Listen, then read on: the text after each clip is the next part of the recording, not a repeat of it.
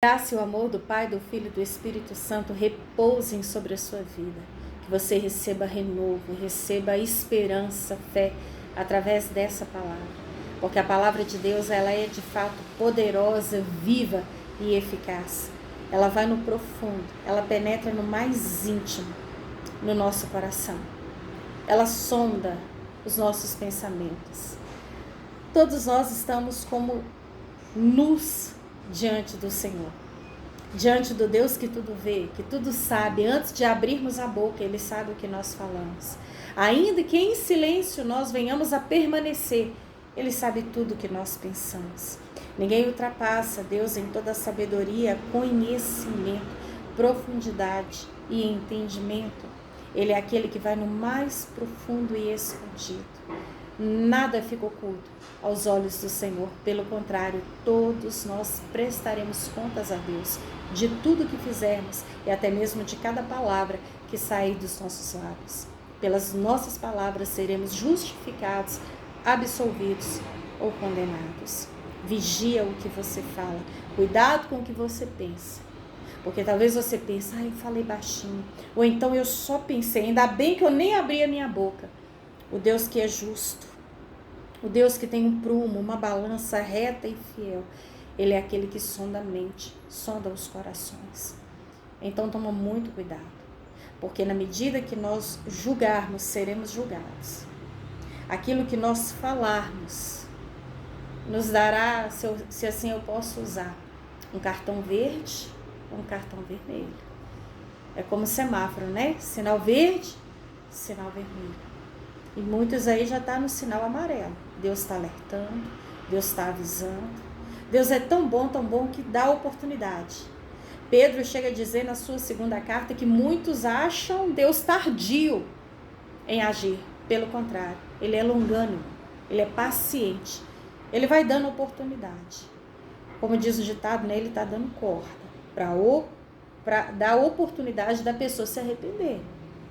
Para que a pessoa ela tenha a rica oportunidade de rever os seus conceitos, de voltar atrás.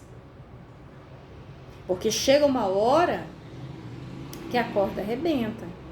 Porque Deus é bom, mas Deus não é bobo. Ele está falando uma, está falando duas, está falando três. E tem um versículo que eu gosto muito, porque ele é claro de entender. Provérbios 29:1. Aquela pessoa que está sendo alertada, que está sendo advertida, é repreendida por várias vezes, uma hora ela vai ser pega de surpresa, sem aviso e sem remédio. No Salmo 7 também, o salmista é claro, que Deus está dando oportunidade. Mas se a pessoa não se arrepende, Deus afia a sua espada. Por quê? Porque Deus é justo. Fala a verdade. Uma coisa que machuca a gente, que revolta a gente, é ver injustiça. E quanto a Deus, graças a Ele. Ele é justo. Não é isso que Jesus ensinou lá no Sermão das Bem-aventuranças, no capítulo 5 de Mateus? Bem-aventurados que têm fome e sede de justiça, porque eles serão plenamente fartos, saciados. Então você que precisa se arrepender dos seus pecados, parar de cometer o que está cometendo e buscar de Deus o perdão genuíno, se arrependa genuinamente. Porque também falar da boca para fora, foi mal aí, desculpa aí, né? Foi mal, tal. Tem que ser de dentro para fora. Porque Deus é bom, mas Deus não é bom. Jesus pagou um preço muito alto na cruz. Não fomos comprados por ouro e nem por pedras preciosas. Nós custamos sangue santo lá na cruz do Calvário. Deus não é qualquer um. Jesus não é meu chegadão, vem cá meu bom, meu velho. Ele é Senhor. Ele é Senhor. E é maravilhoso essa passagem de Lucas capítulo 24, quando Maria, juntamente com as outras mulheres, vão no domingo bem cedo ao sepulcro para ungir um corpo morto na mente delas. Chegaram ali com suas especiarias que haviam preparado para ungir apenas um corpo gelado sem vida, ao terceiro dia depois do seu sepultamento. Mas é maravilhoso ler no versículo 3, que quando elas entraram, não encontraram o corpo de Jesus. E ficaram perplexas, sem saber o que fazer. E de repente, 2 homens com roupas que brilhavam como a luz do sol se colocaram ao lado delas. E amedrontadas, as mulheres baixaram o rosto para o chão. E os homens disseram: por que vocês estão procurando entre os mortos quem vivo está? Ele não está aqui, ele ressuscitou. Oh, glória a Deus! Eu repito, elas estavam ali com especiarias aromáticas preparadas por ela para ungir um corpo frio, sem vida, moribundo. Por aquele tempo, ao terceiro dia, provavelmente já até cheirando mal. Mas eles disseram: ele não está aqui. Ele ressuscitou. Ele está vivo. Ele vive. Aleluia. Lembrem-se do que ele lhes disse quando ainda estava com vocês na Galileia. É necessário que o Filho do Homem seja entregue nas mãos dos homens pecadores, seja crucificado, mas ressuscite ao terceiro dia. Então se lembraram das palavras de Jesus. Jesus já tinha dito que ele seria entregue na mão de homens perversos, seria crucificado. Era necessário passar pela cruz para que através do sangue dele, o único sangue limpo, aceitável, uma vez apenas diante do Senhor, seria o sangue de um cordeiro sem manchas, sem máculas, sem pecado. Foi por causa do sangue de Cristo, do seu sacrifício na cruz do Calvário, que ele nos comprou para o Pai. E através da fé nesse sangue, nesse sacrifício, reconhecendo que ele veio em carne, que ele se entregou, que ele morreu, ele ressuscitou e está à direita do Pai. Pela nossa fé nele, no sacrifício dele, é que nos tornamos então filhos de Deus. É maravilhoso saber que ele não está no sepulcro. Ele não está como muitos ainda veem numa cruz, sabe? Com os braços abertos, ele moribundo. Aquela cabeça caída. Ele está vivo, ele vive, ele reina, ele ressuscitou. E está à direita do Pai, intercedendo por todo aquele que nele crê. É maravilhoso na visão, eu até troco as palavras, da visão que João teve, relatada no livro de Apocalipse, capítulo 5. Ele declara: então vi na mão direita daquele que está sentado no trono um livro em forma de rolo, escrito de ambos os lados e selados com 7 selos. E vi um anjo poderoso proclamando em alta voz: quem é digno de romper os selos e abrir o livro? Mas não havia ninguém, disse João, nem no céu, nem na terra e nem debaixo da terra, que pudesse abrir o livro ou sequer olhar para ele. E eu chorava muito porque não encontrei ninguém. Perdão, eu vou voltar aqui, irmãos, eu fico maravilhado com essa passagem. Eu chorava muito porque não se encontrou ninguém que fosse digno de abrir o livro e olhar para ele. Então um dos anciãos me disse: não chores. Eis que o leão da tribo de Judá, a raiz de Davi, venceu para abrir o livro e os seus selos.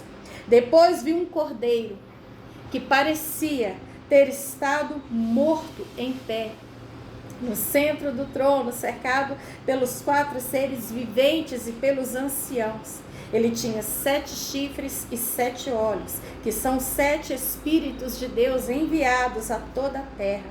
Ele se aproximou e recebeu o livro da mão direita daquele que estava assentado no trono. Ao recebê-lo, os 4 seres viventes e os 24 anciãos prostraram-se diante do cordeiro. Cada um deles tinha uma harpa e taças de ouro cheias de incenso, que são as orações dos santos, e eles cantavam um cântico novo. Tu és digno de receber o livro e de abrir os seus selos, pois foste morto e com teu sangue compraste para Deus gente de toda tribo, língua, povo e nação. Tu os constituíste reino e sacerdotes para o nosso Deus, e eles reinarão sobre a terra.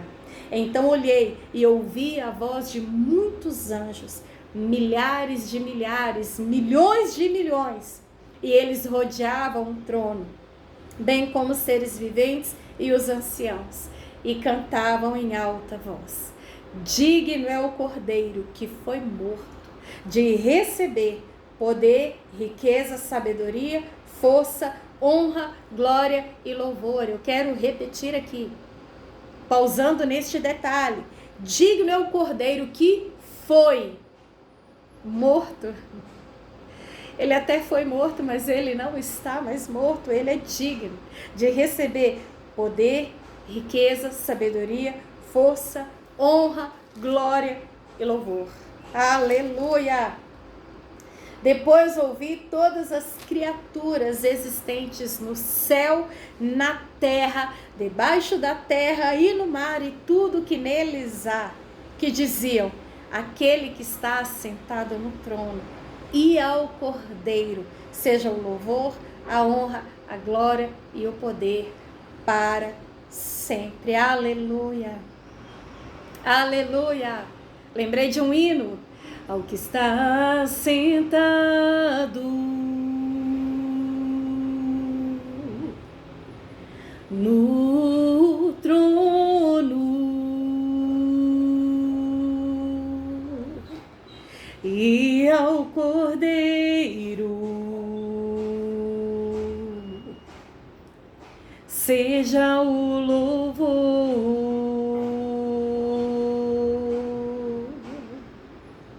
seja a honra, seja a glória, seja o domínio pelos séculos dos séculos.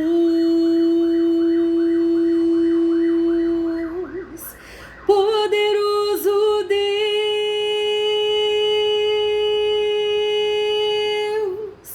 poderoso Deus,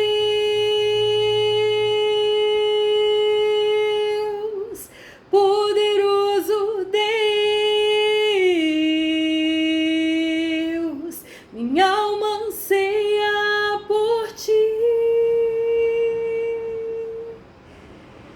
minha alma anseia por ti. Digno é o Cordeiro.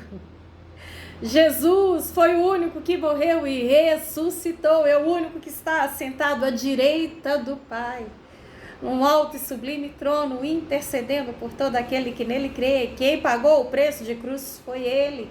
Quem derramou o sangue santo na cruz, sem nenhum pecado, embora sendo tentado em tudo, foi Ele. O Filho que foi enviado é o Filho unigênito de Deus. E nós só podemos vencer por causa dele.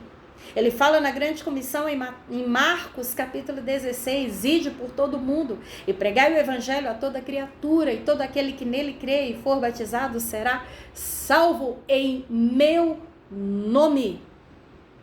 O que Jesus disse aos discípulos? Em meu nome.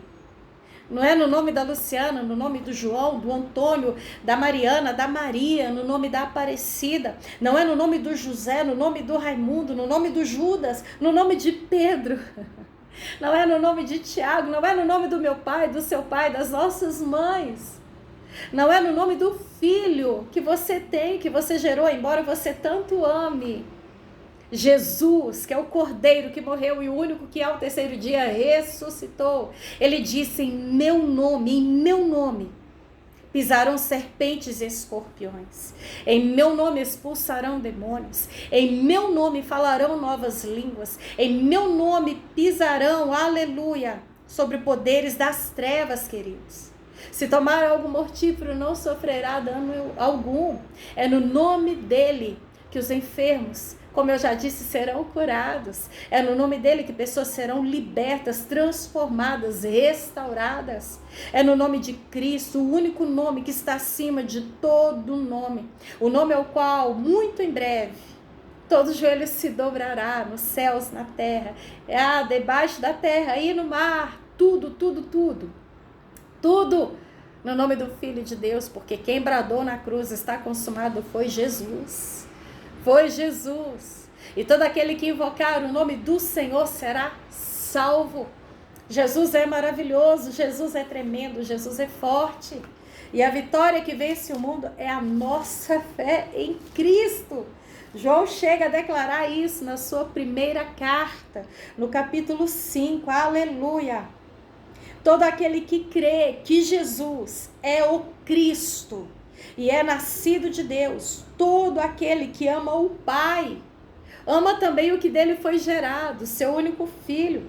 Assim sabemos que amamos os filhos de Deus, amando a Deus e obedecendo os seus mandamentos, porque nisto consiste o amor de Deus, em obedecer os seus mandamentos, e os seus mandamentos não são pesados. O que é nascido de Deus vence o mundo, e esta é a vitória que vence o mundo, a nossa fé. Quem é que vence o mundo? Somente aquele que crê que Jesus é o Filho de Deus. Você quer vencer o mundo? Tão difícil do jeito que está, pesado, oprimido, em trevas? Só aquele que de fato crê que Jesus é o Filho de Deus.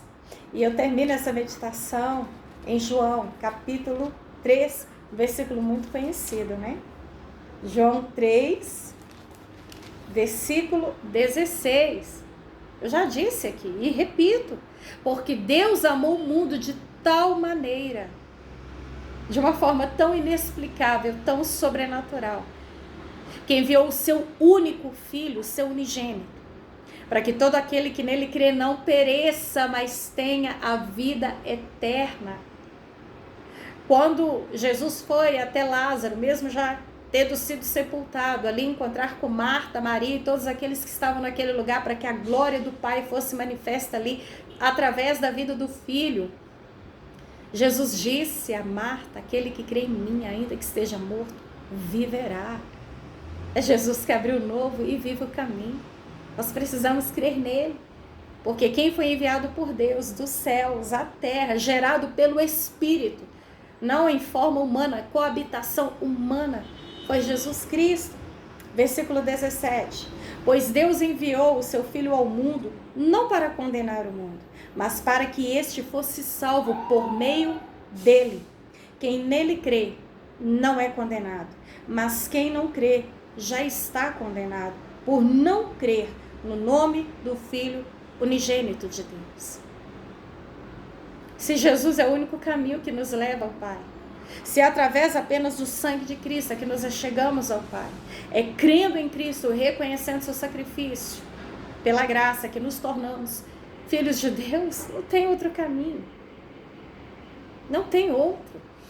Pela terceira vez eu repito neste vídeo, João 14,6, Jesus disse aos seus discípulos: eu sou o caminho, a verdade e a vida, e ninguém vem ao Pai a não ser por mim. Ele é o único caminho. Eu dizia há muitos anos atrás, talvez você já ouviu essa expressão, você já falou, todos os caminhos levam a Deus. Jesus é o único que morreu e ressuscitou, o Filho unigênito de Deus. Não tem outro caminho, não tem outra vida. É por isso que, se não passarmos por Cristo, é impossível chegarmos a Deus tentando por outro caminho. Porque é o único que morreu e ressuscitou, não é nenhum outro a não ser Jesus Cristo, Filho de Deus. Versículo 19, ainda de João 3. Este é o julgamento. A luz veio ao mundo, mas os homens amaram as trevas e não a luz, porque as suas obras eram más. Quem pratica o mal odeia a luz e não se aproxima da luz, temendo que as suas obras sejam manifestadas. Mas quem pratica a verdade vem para a luz, para que se veja claramente que as suas obras são realizadas por intermédio de Deus. Bem disse Jesus lá no livro de João, capítulo 15, quando ele usa essa comparação de que o Pai é o agricultor, ele é a videira verdadeira. E assim como ele disse aos discípulos no passado, nós que hoje cremos nele e também somos seus discípulos pela fé, somos os ramos. E se o ramo não permanecer enxertado na árvore, em si, na sua totalidade, ele não tem vida. Quando você quebra um galho, você arranca um ramo, ele fica ali por algum tempo verdinho, viçoso. Mas em questão de pouco tempo, ele murcha. Ele fica seco. E só serve para virar lenha na fogueira. É por isso que ele declara, sem mim nada podeis fazer. Aquele que está em mim, esse dá muito fruto. Para darmos frutos que agradem ao Pai, que alimentem o próximo, precisamos estar em Cristo. O único que ressuscitou o leão da tribo de Judá. O único que é digno de abrir o livro e desatar os selos. Jesus, o caminho, a verdade e a vida. Entrega o teu caminho ao Senhor. Confia nele, se lance sem medo. Coloca tudo nas mãos dele. Ei, ele vivo está. Lembrei até da música do Leonardo Gonçalves. Porque procuro entre os mortos quem vivo está. E hoje sou livre, pois ele vive. E eu sou livre, eu sou livre, enfim, de mim. Como Jesus ressuscitou da morte eterna para a luz, da água renasci.